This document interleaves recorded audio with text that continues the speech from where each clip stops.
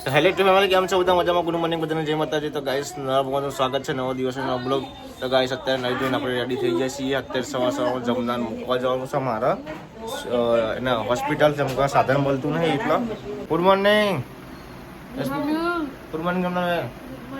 Good morning mummy. આજે તો રહેવાના ઘેર નહીં મમ્મી? મારા પપ્પા મમ્મી જતી એ ઘેર ખબર નહીં એવું. તો ગાઈસ જો જમના બેન તૈયાર થઈ હેડે છે સવાર. કોક તો બોલો મરેવાય ભાગ. જો ગાઈસ હવે આપણે જઈએ છીએ મૂકવા.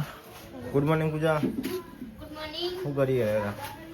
આ તો ચડ્ડો તો એવું ચડ્ડો જોવો પડે તા. આ શીખવાડે શું કરો પા? કઈ વેલો હાથ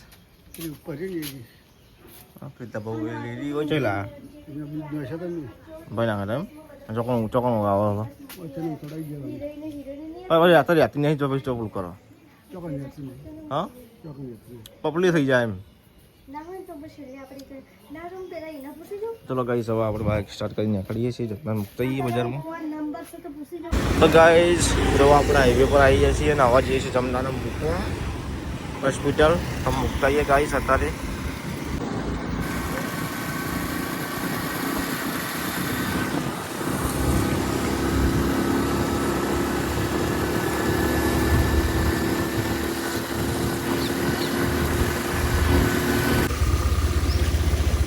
તો ગાઈસ ફાઇનલી આપણે આવી જઈએ છીએ બજારમાં અને બધા એમ કહે છે કે નાડું ભરાઈ ગયું છે.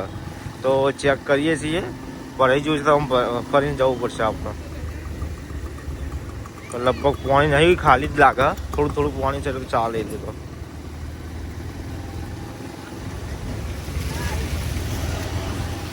તો જો ગાઈસ ફાઇનલી અમે જે કહેતા હતા એ થઈ ગયું છે. જેમ કે નાડામાં પાણી ભરાઈ ગયું છે. બાઇકો આવી પણ રિક્સ લેવું પડે થોડું. કેમ કે આગળ જતાં પાણી બાઇકમાં પાણી ભરાઈ જાય છે. આપણે તો કદાચ ટાયર મોટા છીએ અને હાઇટ મોટી છે અને સાયલેશન મોટું છે એટલે વધુ નહીં. આપણે ટાઈ મારી આવ્યો છું એકવાર. થોડું રિક્સ નહીં રહેવું એમ. થોડું પાણી ઓછું થાય તો જઈએ એવું કેવું. જો સાધનો બધા પાછા પડી જશે. વિચાર કરી જઈએ કે ના જઈએ. તો જો ગાઈસ બાઇક આવી રીતે જાય છે પણ હવે થોડું રિસ્ક લેવું હોય. જમણા કે મોડું થાય છે હોસ્પિટલ જવાનું. ટાઈમ થઈ ગયો હતો. હવે આપણે લગભગ વચ્ચે નીકળી જઈએ.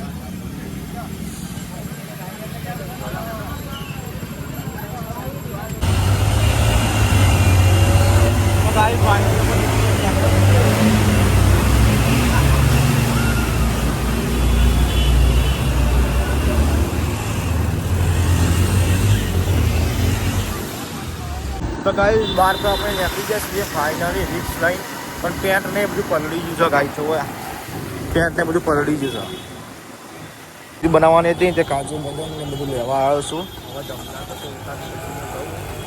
તો ઘેર તો કાજુ બદામ ને બધું લઈ લઈએ આપણે.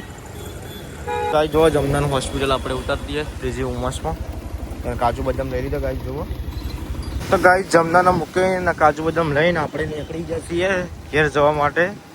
તો આગળ થોડું પાણી ભરેલું હતું નાણામાં એટલે બ્લોક નતો બનાવ્યો. તો બ્લોકની અંદર કન્ટિન્યુ બનાવી રહેજો ગાઈસ. વરસાદ ચાલુ થયો થોડું થોડું ભરકે જેવું. ચલો ગાઈસ ઘેર આપણે આવી જઈએ છીએ. થોડું પલળે છીએ ત્યાં બેન પલળી છે નેચરથી. જઈએ આપણે. અલ્યા બદામ ને બધું તો ભૂલી ગયો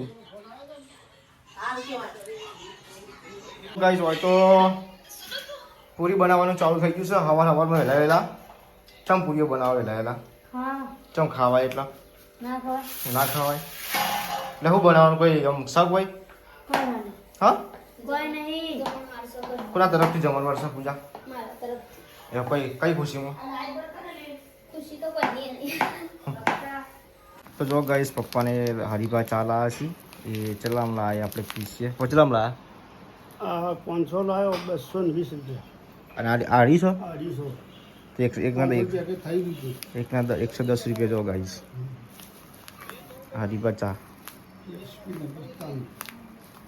ગાઈસ. વધારે સ્મૃતિબેન બટાકાનું શાક બનાવવા માંડે.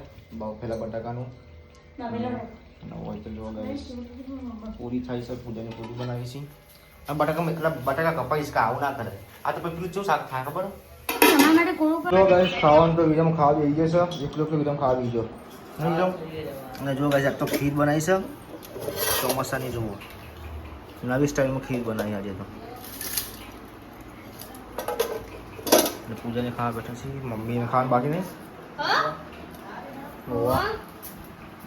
હેડો ગાઈસ અત્યારે હું નહીં આપીશું ખાઈ પીને ટિફિન આવવા માટે જઉં છું જમવાનું. તો બ્લોગમાં બનાવી દેજો. પછી આપણે ભાઈબંધ આવા છે સીધા અંગાત ફરવા. ગાઈસ ફાઇનલી આપણે બજારમાં બીજી વાર બજારમાં આવ્યા. આપણે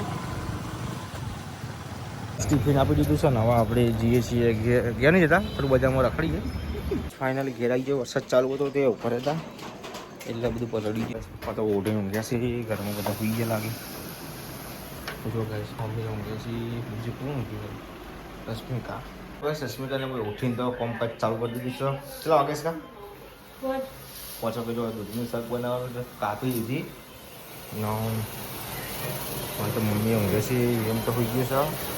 અને જો કંઈ પૂજાને તો ફોન ચાલુ કરી દીધું છે સિલાઈનું. બાકી એટલે શું કર્યું તો દોડ લાવે તો હા તાજી હારી બે આ લઈને મને કલર તો એક મેચ में तो ખબર કલરની મેચ નહીં પણ એને આજે હાલ લાગશે. જો પપ્પા ફોન ફેરી છે આગળ